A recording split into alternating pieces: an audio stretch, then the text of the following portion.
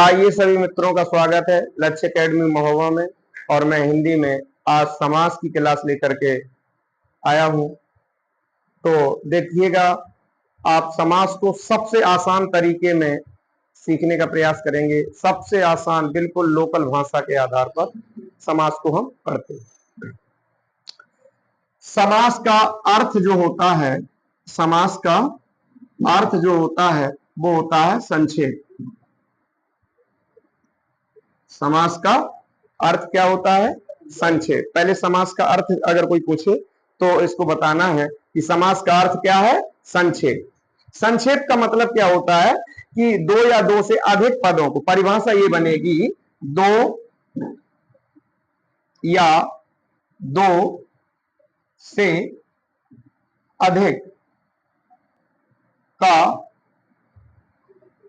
संक्षिप्त रूप, संक्षिप्त रूप समास। समास ये परिभाषा। पहले दो चीजें जानना। समास का अर्थ संक्षेप। क्या? संक्षेप। और आपने रामायण में कभी रामलीला में देखा होगा, तो रावण के छोटे भाई का नाम क्या था? विभीषण। क्या नाम था? विभीषण। विभीषण क्या करता था कि अपने दरवाजे पर राम लिखता था। क्या लिखता था? राम लिखता था। क्या लिखता था? राम। और रावण का इससे क्या था? विरोध था, दुश्मनी थी। तो एक दिन रावण ने सुबह सुबह टहलते हुए देखा कि विभीषण सुबह सुबह उठ करके कौन सा नाम लिखता है अपने दरवाजे पर? राम का नाम लिखता। डांटा बहुत। पहले तो विभीषण बड़ा डरता हुआ बाहर निकला। बोले, भाई साहब, मैं जो है आपके दुश्मन का नाम नहीं लिखता हूं, क्योंकि रावण ने कहा कि आप नाम लिखते हैं मेरे दुश्मन का और खाते किसका है? मेरा। यानी मेरे राज्य में रह करके मेरे शत्रु का क्या करते हैं आप? नाम लिखते हैं, नाम जपते हैं। विभीषण सज्जन व्यक्ति ठहरे, और सज्जन व्यक्ति जो होता है वो क्या करता है कि अपने आप में कुछ ना कुछ उसका तोड़ या निष्कर्ष निकाल लेता है। तो उसने कितनी अच्छी बात कही, यहां से समास आपको समझ में आ जाएगा। विभीषण के ये लफ्ज थे, रावण से कहा, भाई साहब, आपको ये गलत आप सोच रहे हैं। मैं रावण और मंदोदरी किसका नाम लेता हूं? रावण और मंदोदरी का नाम लेता हूं। इसलिए मैं संक्षेप रूप में आपका और भाभी का नाम ले लेता हूं। किसका? आपका और भाभी का। तो पहला अक्षर क्या? रा, और इसका पहला अक्षर मां। इसलिए मैं राम नहीं लिखता हूं। आपके ये दुश्मन नहीं है। ये कौन है? ये क्या है? ये आपका पहला अक्षर और भाभी का पहला अक्षर। इसलिए देखिए, भाभी को ना लेता नाम तो भाभी को बुरा लग जाता, आपका ना लेता नाम तो आपको बुरा लग जाता। इसलिए मैं संक्षिप्त रूप में या संक्षिप्तीकरण के रूप में दोनों के नाम ले लेता हूं, रा से राम और मां से मंदोदरी। रावण बड़ा प्रसन्न हुआ, ठहाके मार के हंसता हुआ बोला, खूब लिखा कर। किसका नाम लिखा कर? इसीलिए हमको अपनी बचत सीखना चाहिए कि हमारा कहां से बचत होगी। और विभीषण ने राम का नाम भी ले लिया। कहते नहीं एक गांव की भाषा में कि सांप मरे ना लाठी टूटे। सांप भी मर जाए और लाठी भी न टूटे। तो इसको कहते हैं हम समास। दो या दो से अधिक पदों के संक्षिप्त रूप को हम क्या कहते हैं? समास कहते हैं। क्या कहते हैं? समास कहते हैं। तो समास का ये अर्थ हुआ और ये समास की परिभाषा हो गई, संक्षिप्त मोटे रूप से, मोटे मोटे हिसाब से। और इसमें कितने पद होते हैं? एक दिन मैंने चर्चा की थी, शब्द और पद में क्या अंतर होता है। आपको पता है शब्द और पद में क्या अंतर होता है? पद जो है वाक्य में प्रयोग होता है और शब्द अकेला प्रयोग होता है, ठीक है, उसे शब्द कहते हैं। ठीक है, तो प्रायः, प्रायः का मतलब अधिकतर, प्रायः का मतलब क्या होता है? अधिकतर, ज्यादातर। कितने? दो पद होते हैं। कितने पद होते हैं? किसमें? समास में। किसमें? समास में प्रायः कितने पद होते हैं? दो पद। कौन कौन? नंबर एक नंबर 2, पहला पद होता है पूर्व पद। इसे क्या हम क्या कहते हैं? पूर्व, या इसी को हम पहला भी कह सकते हैं अपनी भाषा में, पहला पद। और इसको क्या कहते हैं? उत्तर पद। इसी को हम अंतिम पद भी कहते हैं। क्या कहते हैं? अंतिम पद। ठीक है, उसे हम क्या कहते हैं? पूर्व पद, और इसे हम कहते हैं अंतिम पद। जैसे मैं कह दूं रेखा गणित, मैंने लिख दिया रेखा गणित, तो इसमें दो शब्द हैं, है शब्द की नहीं है? एक शब्द है रेखा और एक शब्द है गणित। ध्यान से समझिएगा, रेखा क्या है? पूर्व पद है, और गणित क्या है? अंतिम पद है। क्या है? पूर्व पद और अंतिम पद। यहां से सवाल बहुत पूछा जाता है, लेकिन पूछा कैसे जाएगा आपको समझना है। ठीक है, अब अपने घर में भी देखना कि अपने घर में कौन सा समास लागू होता है। तो मैं बता दे रहा हूं, आप कभी आपने कल्पना की है सीताराम कहते हैं कि राम सीता कहते हैं? सीताराम कहते हैं। राधे श्याम कहते हैं कि श्याम राधे कहते हैं? बताइए आप। और अपने अगर मम्मी पापा का नाम लेंगे तो क्या कहेंगे? मम्मी पापा की पापा मम्मी? बताइए, मम्मी पापा कहते हैं ना, माँ बाप कहते हैं ना, माता पिता कहते हैं ना। तो हमें अब इस चीज से ये सीखने को मिला कि पहला नाम किसका आता है? माँ का आता। पहला फीमेल होता है और अंतिम पद क्या होता है? मेल होता है। तो ये बात बिल्कुल गांठ बांध करके सुन लीजिए, जो ये कहावत है बिल्कुल 100% सही है। Ladies first, ladies first. किसी भी काम में हम लेडीज को कहां आगे रखते हैं? कहां रखते हैं? आगे रखते हैं। तो लेडीज फर्स्ट। तो अब मैं अगर पूछूं कि मम्मी पापा में, या माता पिता में, या पत्नी और पति में, और जैसे राधे और श्याम में, और सीता और राम में, पहला पद कौन सा है? फीमेल है। पहला पद कौन सा है? तो जब पहले पद की चर्चा की जाएगी तो क्या आएगा? फीमेल। और जब अंतिम पद की चर्चा की जाएगी तो कौन सा पद? मेल। ठीक है, अब यहां से कहानी स्टार्ट होती है। अब जो मुख्य रूप से हमको समास पढ़ना है, वो पढ़ना है उस तरीके से पढ़ना है कि जिसमें हमें गांव में, घर में, हर गली में, हर मोहल्ले में पता चले कि कौन सा समास है। सभी लोगों को सीखना, जितने लाइव हैं और जितने कैमरा में देख रहे हैं, जो पहले ऑफलाइन भी पढ़ रहे हैं, उनको भी ये चीज बननी चाहिए। देखिए कैसे। प्रधानता के आधार पर, प्रधानता के आधार पर समास के जो प्रकार होते हैं वो कितने होते हैं? 4 होते हैं। समास के प्रकार कितने होते हैं? 4। किसके आधार पर? किसके आधार पर? प्रधानता के आधार पर। किसके आधार पर? हाँ, सब लोग बोले किसके आधार पर? प्रधानता जानते हैं? प्रधानता, प्रमुखता। जैसे गांव में एक प्रधान होता, बाकी सब उसके समर्थन में होते हैं। तो प्रधान का मतलब, जैसे बताना 2 चीजों में प्रधान कौन है। जैसे 1 लीटर दूध में 1 किलो गुड़ मिला दिया जाए तो किसकी प्रधानता होगी? मीठा ज्यादा होगा कि कम होगा? 1 किलो दूध में 1 किलो क्या मिला दिया? गुड़ मिला दिया, तो मीठा ज्यादा हो गया। तो किसमें किसी की प्रधानता होगी? गुड़ की प्रधानता। 1 किलो दूध में केवल 100 ग्राम या 50 ग्राम गुड़ मिला दिया जाए तो प्रधानता किसकी हो गई? दूध की हो गई। तो इतनी बात समझना कि प्रधानता का मतलब जिसका वर्चस्व ज्यादा हो, जिसकी ज्यादा चलती हो। तो आप समझिएगा, आप समास समझने में मजा आएगा। पहला पद किसका होता है? लेडीज का। और अंतिम पद किसका होता है? जेंट्स का। यानी पहला पद स्त्रीलिंग, दूसरा पद पुल्लिंग। तो जहां पर, जिस घर में, जिस समाज में औरत की ज्यादा चलती हो, किसकी चलती हो? औरत की। और आदमी की कम चलती हो। औरत की ज्यादा चलती हो और आदमी की कम चलती हो, समझ लेना वहां पर कौन सा समास होगा? पहला पद प्रधान होगा, अंतिम पद क्या होगा? अप्रधान होगा। पहला पद प्रधान और अंतिम पद अप्रधान। उस घर में समझ लेना अव्ययी भाव समास होता है। कौन सा समास? घर में देखो अम्मा की ज्यादा चलत, पापा की कम चलत, समझ लेना कौन सा समास है? अव्ययी भाव। और जहां पे पापा की ज्यादा चले और मम्मी की कम चले, बेचारी सीधी सादी बैठी रहती हो, घर में खाना पीना बना देती हो, तो वहां पर समास कौन सा हो गया? कि पहला पद अप्रधान है और अंतिम पद क्या है? प्रधान है। पहला पद अप्रधान है और अंतिम पद क्या है? प्रधान है। तो तत्पुरुष नाम सुना होगा, आखिरी में क्या आता है? पुरुष। याद नहीं करना है, केवल कॉन्सेप्ट समझना है। तत्पुरुष समास में पुरुष शब्द कहां आता है? अंत में आता है। तो जहां अंतिम पद क्या हो? प्रधान हो, अंतिम पद पुरुष की चलती हो, समझ लेना कौन सा समास? तत्पुरुष। अव्ययी भाव में अम्मा की चलत हो, देखो कॉन्सेप्ट याद रखिएगा। अव्ययी भाव का मतलब जहां अम्मा की ज्यादा चला तो पापा बिल्कुल बस्ता ले भर चले जा तो पाछू पाछू, हाँ चलो हम चलत तुम्हारे संगे। तो समझ लेना कौन सा समास? समास आपकी रगों में हो जाना चाहिए एक बार पढ़ने के बाद, कभी दोबारा समास ना पढ़ना पड़े। तो जहां पर अम्मा की चलत हो कौन सा समास? और जहां पापा की चलत हो तत्पुरुष। दो समास समझ में आ गए। अब पूछा जाएगा कि पहला पद जिसका प्रधान हो अंतिम पद अप्रधान हो, कौन सा समास? क्योंकि पहला पद किसका है? अम्मा का, तो अम्मा की जहां चलत तो कौन सा समास?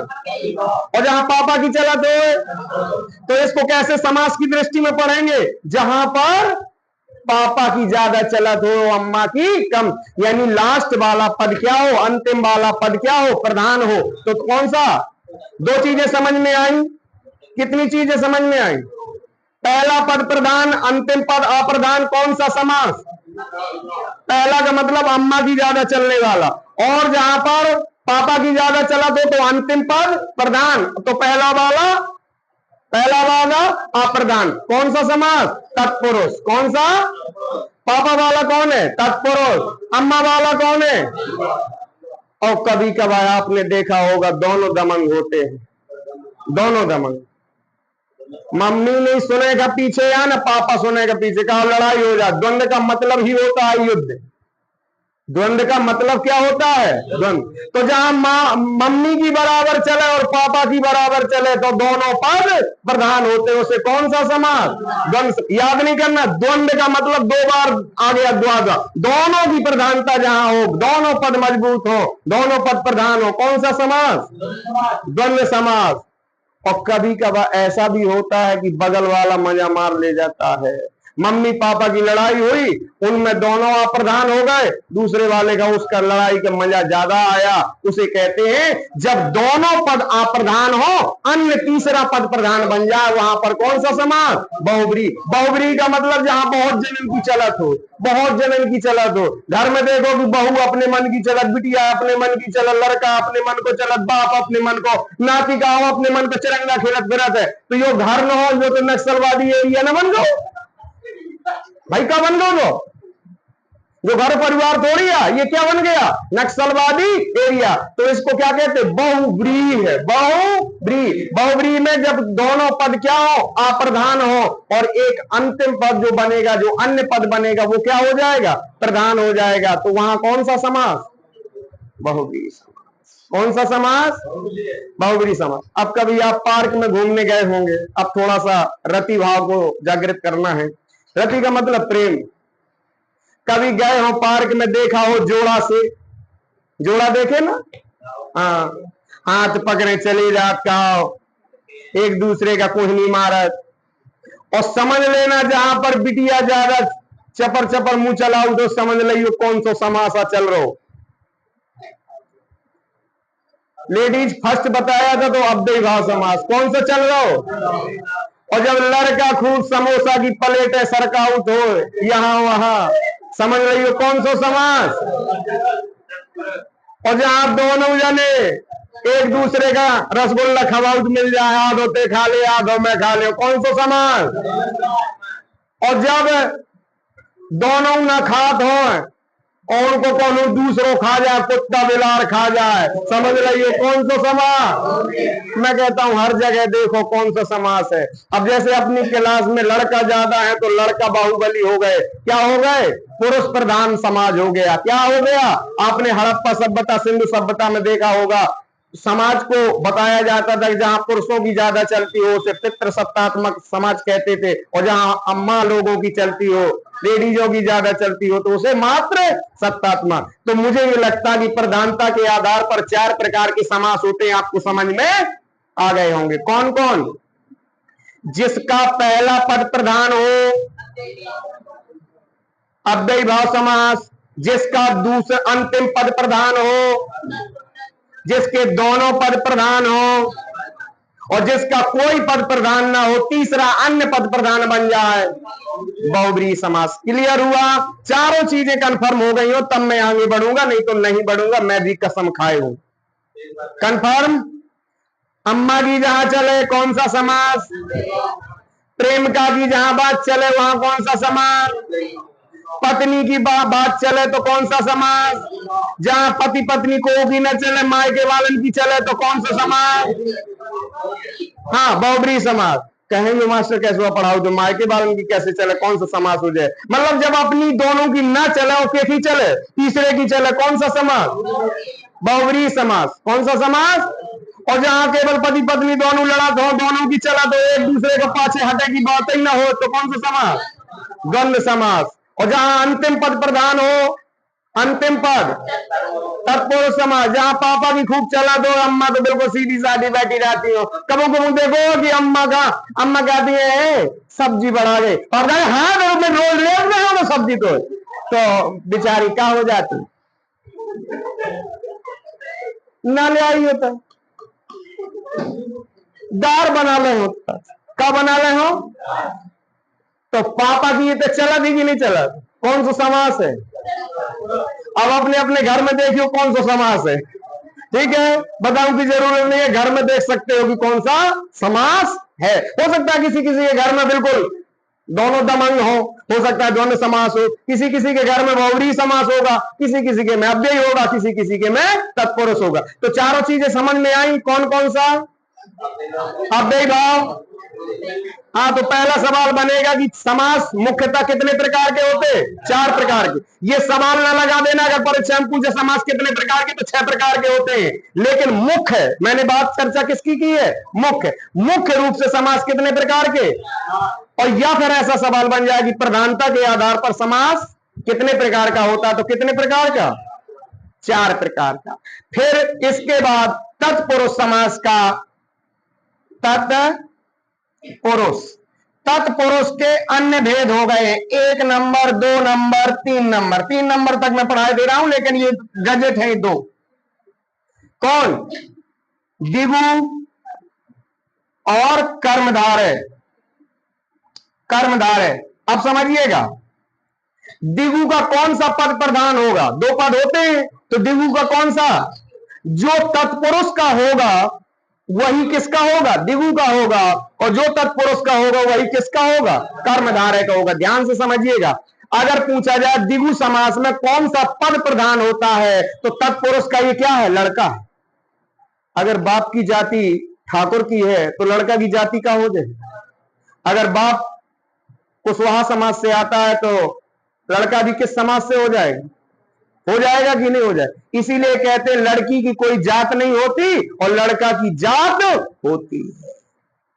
तो भैया किसका? दिगु का कौन सा प्रधान हो जाएगा? दिगु समास का कौन सा प्रधान? अंतिम।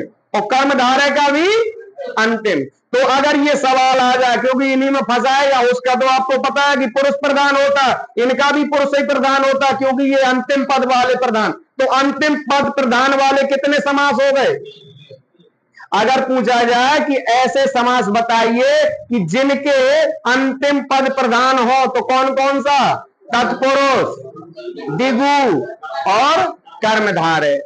ठीक है, एक और इसी में आ जाता है जो तीसरा इसका लड़का है, नए समास। इसका भी खूब आप परीक्षा में देखेंगे, सुनेंगे। ये कौन सा समास? नए तत्पुरुष समास। इसको क्या कहते हैं? दिगु तत्पुरुष समास। इसको क्या कहते हैं? कर्म तत्पुरुष समास। इनमें सब में पापा का नाम जोड़ देना है। तो ये क्या हो गए? दिगु समास, कर्मधारय समास और तत्पुरुष समास, नए समास, बिल्कुल एक खाने में। अब बनेगा सवाल कि समास कितने प्रकार के होते हैं, तो अब आपको समास लिखना है 6 प्रकार के। कितने प्रकार के? 6 प्रकार के। सवाल आ जा समास कितने प्रकार के? 6 प्रकार के। मुख्य रूप से समास कितने प्रकार का? 4 प्रकार का। प्रधानता के आधार पर समास का प्रकार 4 प्रकार का। सभी को समझ में आ गया 4 प्रकार का कौन सा? जिसका पहला पद प्रधान, जिसका अंतिम पद प्रधान तत्पुरुष, जिसके दोनों पद प्रधान, और जिसका कोई पद प्रधान ना हो, अन्य तीसरा पद प्रधान हो। कौन सा? बहुब्रीहि। तो यहां तक सवाल समझ में आया सभी को? अब देखते हैं आगे।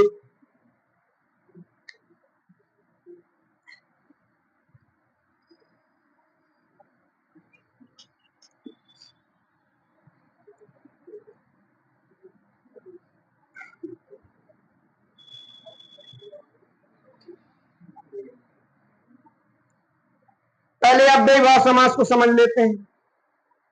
जैसे मैंने लिखा रात रात में समास है। ए द्वंद्व, बी दिगु, सी कर्मधारय और डी नन।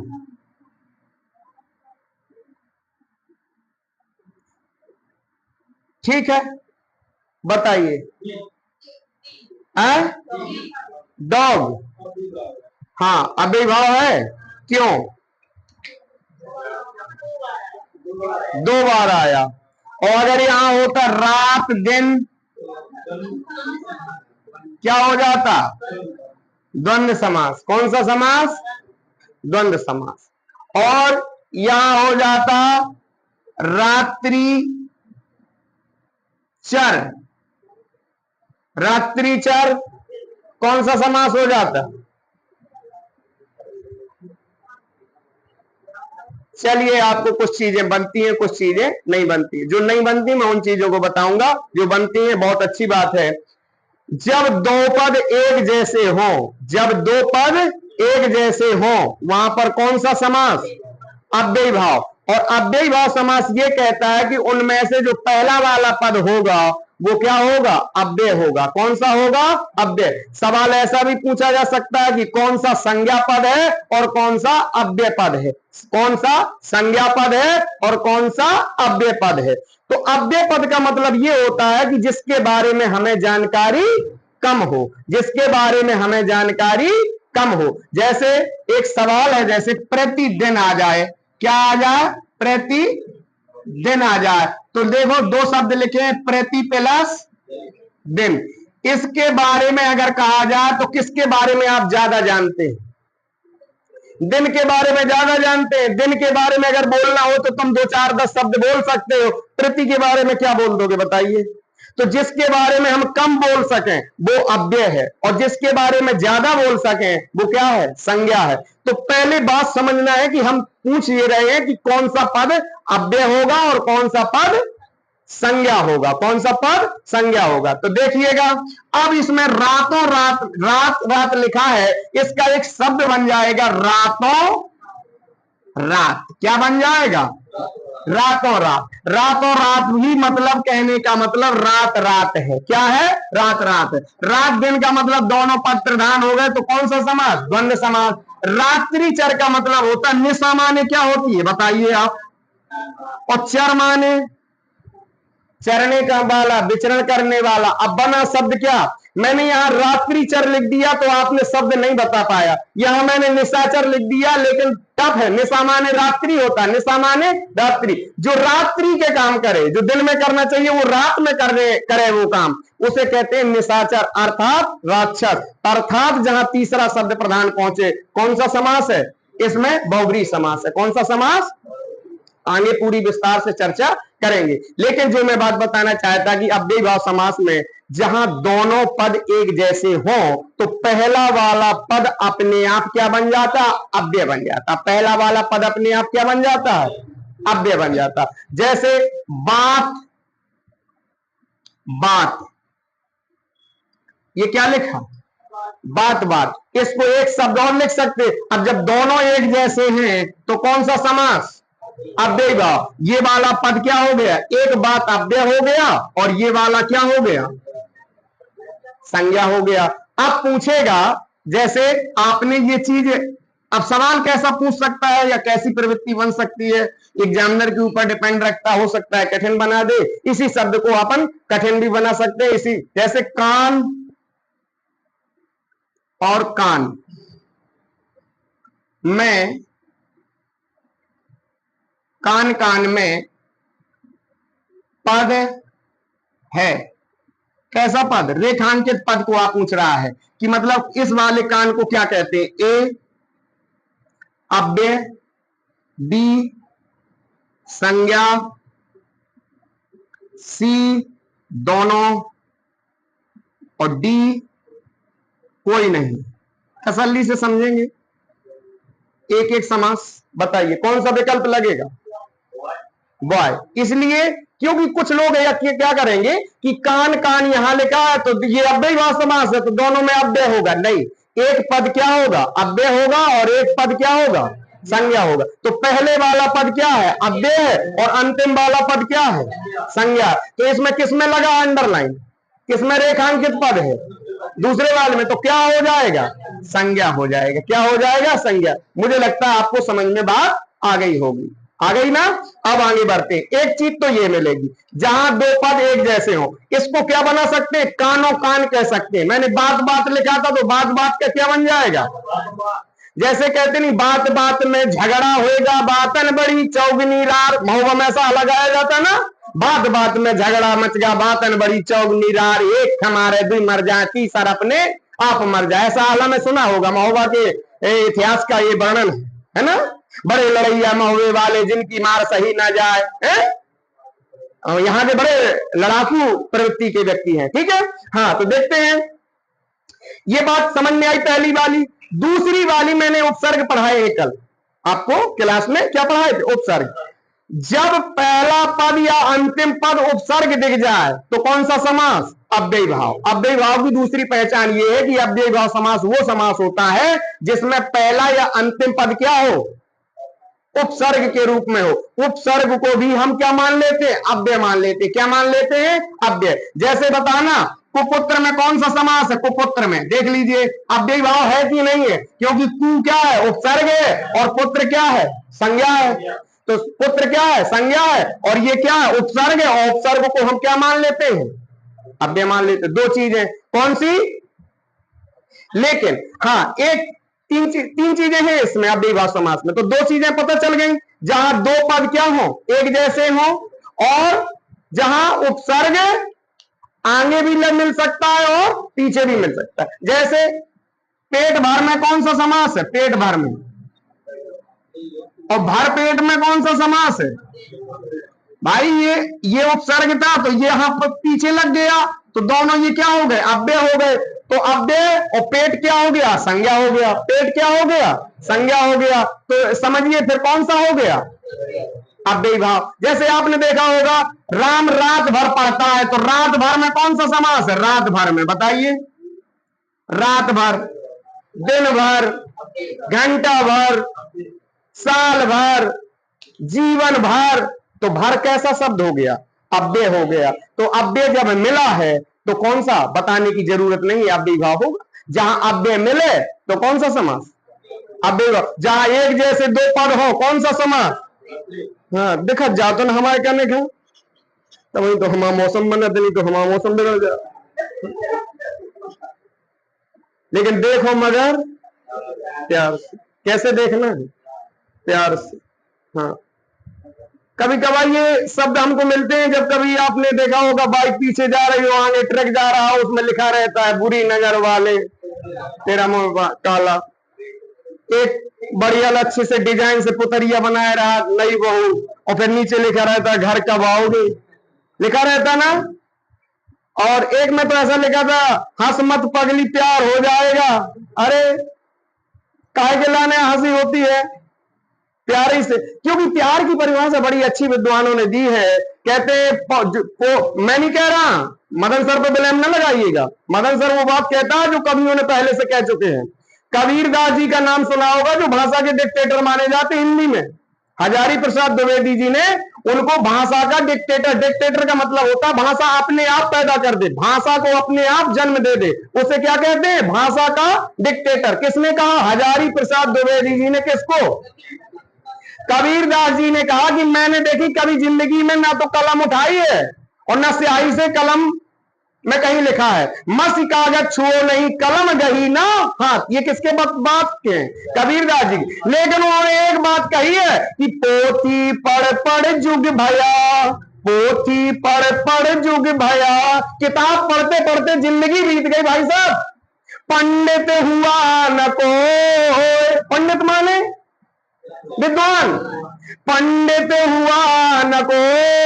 आप सोच रहे हो कि किताब से पढ़ लेंगे, कभी जिंदगी में नहीं पढ़ सकते। क्योंकि मैं नहीं कह रहा, कबीरदास जी कह चुके, पोथी पढ़ पढ़ जुग भया पंडित हुआ न को। फिर प्रमाण दिया उन्होंने इस बात का कि ढाई अक्षर प्रेम का, ढाई अक्षर प्रेम का, पढ़े तो पंडित हो। भाई साहब मैं कह रहा था प्यार से पढ़ो, देखो मगर प्यार से। कौन कह रहा है? कबीरदास। ढाई अक्षर प्रेम का, पढ़े तो पंडित होए। तो पढ़ना कैसे है? प्यार से। और अगर मौका लग जाए तो प्यार को आगे भी बढ़ाना है। एक आध प्रोसेस अपने आप से बढ़ा लीजिएगा, ठीक है। एक बार किसी सज्जन ने पूछा कि मदन मार साहब आप एक बात बताएं हमको कि किसी को फंसाना हो तो क्या करें, कोई मंत्र है का? मैंने कहा भाई साहब मंत्र तो नहीं है, लेकिन मैंने ऐसा विद्वानों से सुना है, मैं प्रमाण के साथ बोलूंगा।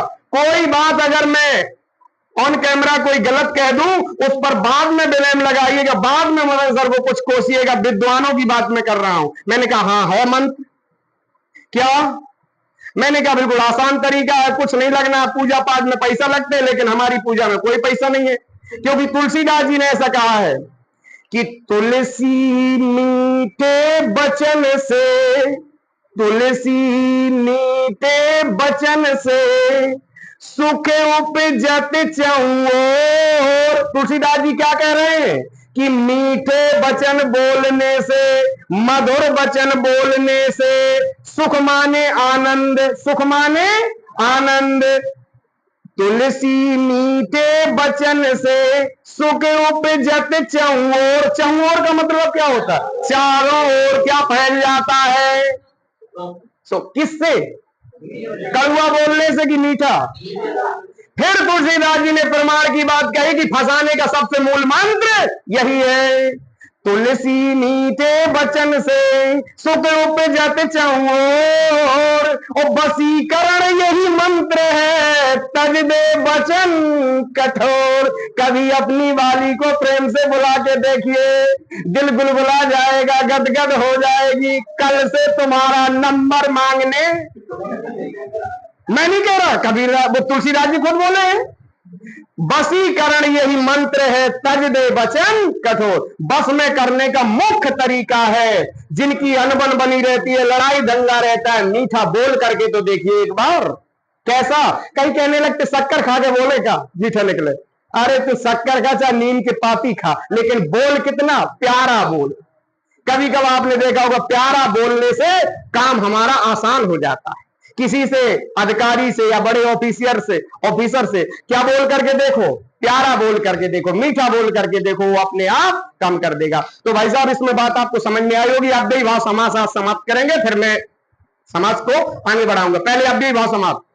अब आपने देखा होगा कि आप ये पढ़े रहते होंगे कि जहां संज्ञा शब्द आ जाता है, मतलब संख्या शब्द आता है, संज्ञा के साथ क्या आता है? संख्या आ जाती है। तो आपके जहन में ये होता है कि हम द्विगु समास, मतलब द्विगु समास मार देंगे। क्या मार देंगे? जैसे मैंने कहा दो पहर। भाई साहब इसमें दो शब्द हैं, कौन कौन? दो पहर, दो पहरों का समूह, दो पहरों का समूह। अब ये भी बात आपको जानना चाहिए कि 24 घंटे में कितने पहर होते हैं? 24 घंटे में कितने पहर? 8 पहर। कितने पहर? 8 पहर। गुरु अपने की पारियां, गुरु अपने की पारियां, सोचूं आठों पहर।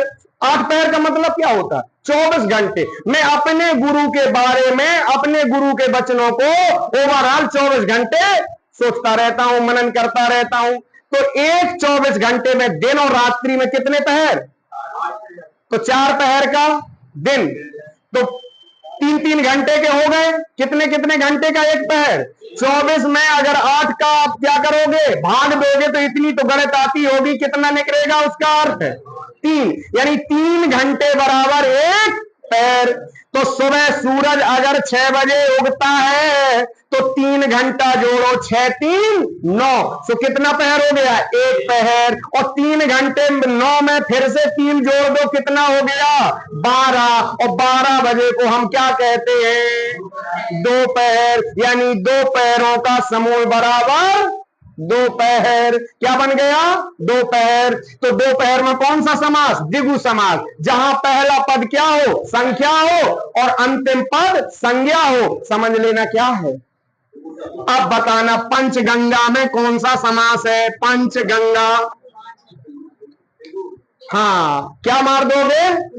देखो भाई साहब, इसी बात को मैं समझाने के लिए यहां आपके सामने हूं, जहां पर पहला पद तो संख्या हो, पहला पद तो संख्या हो, लेकिन अंतिम पद जो है नदीवाची हो। क्या हो? नदीवाची हो। तो दिगु नहीं मार देना भूल करके, नहीं तो गच्चा खा जाओगे बच्चा।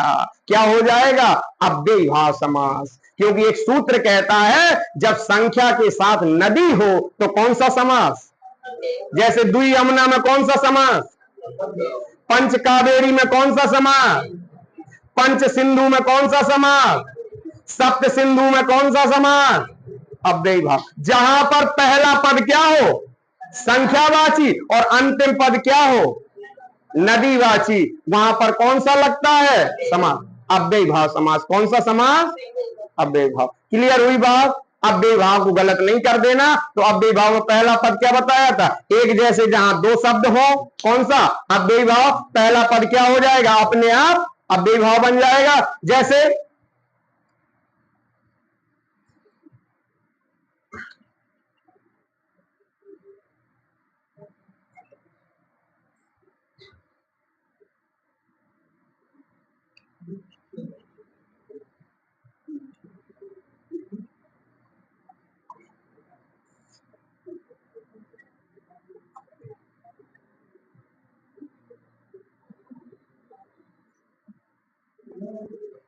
कौन सा अव्ययी भाव नहीं है? कौन सा अव्ययी भाव नहीं है? जैसे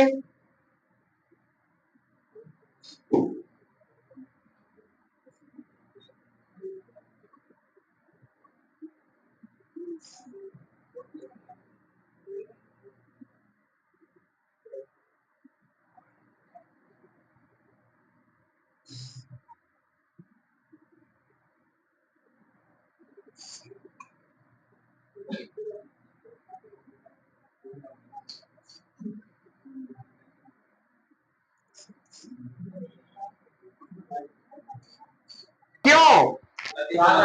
यहां पर 5 नदियों का समूह, 5 गंगाओं का समूह, 2 यमुनाओं का समूह, 7 सिंधुओं का समूह और यहां 5 सागरों का समूह।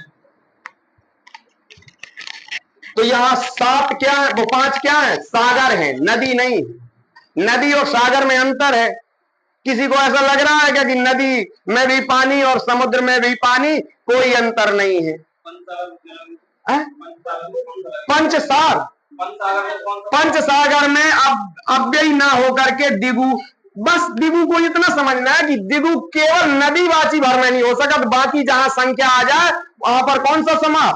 दिगु समास। और जब दिगु नहीं होगा तो क्या हो जाएगा? दिगु नहीं होगा ना अव्ययी होगा तो फिर कौन हो जाएगा?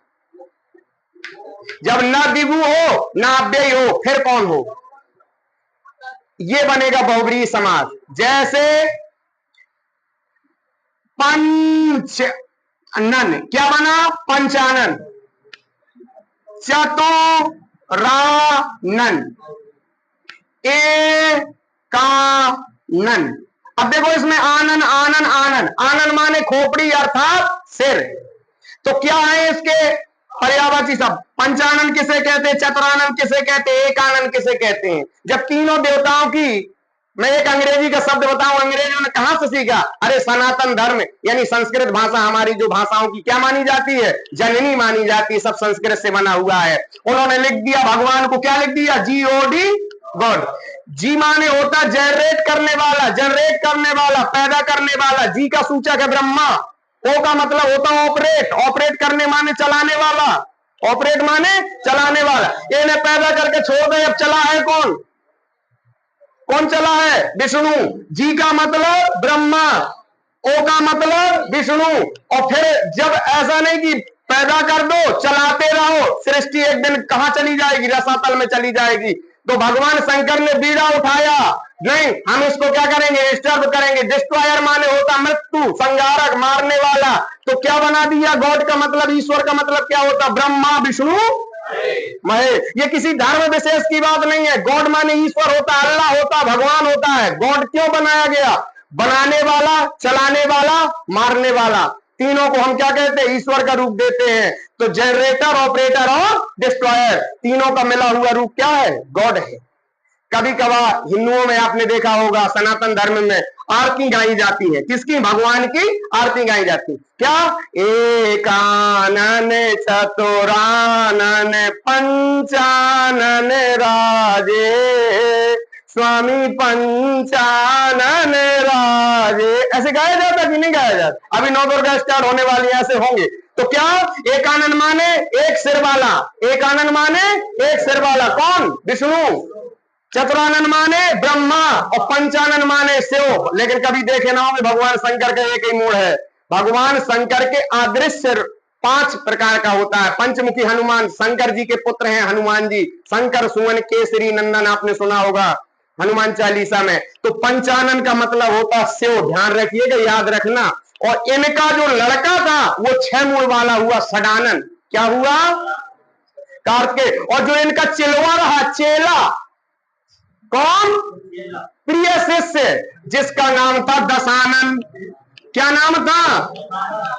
समझ में आ गया? सिर वाले मैंने सब बता दिए। एकानन विष्णु, चतुरानन ब्रह्मा, पंचानन शिव, षडानन कार्तिकेय और दशानन सब कोई जानता होगा। तो लगभग आज अब मैंने क्या बताया आपको? अव्ययी भाव समास के बारे में चर्चा की। आप कल जो क्लास होगी या अगली क्लास जो होगी वो किस समास में होगी? द्वंद्व समास को पढ़ेंगे। और किसको सब पढ़ेंगे? बहुब्रीहि समास को पढ़ेंगे और द्विगु समास को पढ़ेंगे। कर्मधारय समास, तत्पुरुष समास आदि को आगे पढ़ेंगे। जितना हो जाएगा। आज की क्लास में इतना ही। धन्यवाद।